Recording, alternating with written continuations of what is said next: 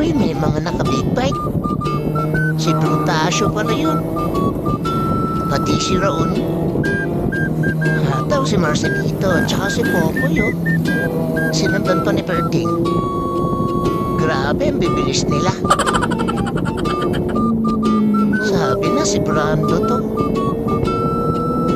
Aba, kasama din pala si Rigor.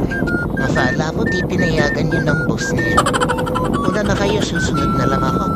Late ka na, Pedrigo, nandun na sila sa una. Anong kaguluhan yan? Naku, nagtumba si Brando. Inap lagi, Brando.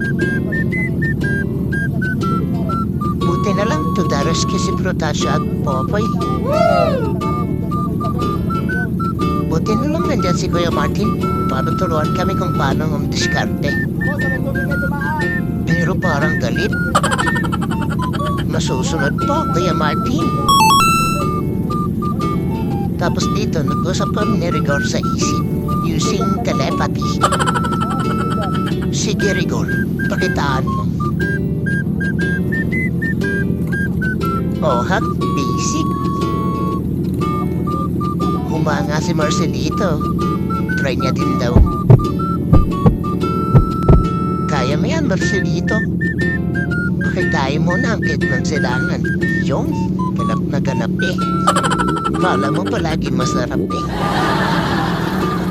Puro ka na eh. Nakuha na nila ang diskarte. Wow! Ako at si Brando na lang. Huwag mo nang pilitin, sumuko ka na. Joke lang, sinigang. Teka, padaan muna at taing-tain na talaga. Sumilip na eh.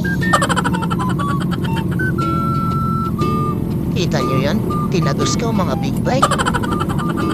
Ayoko na. Bye-bye.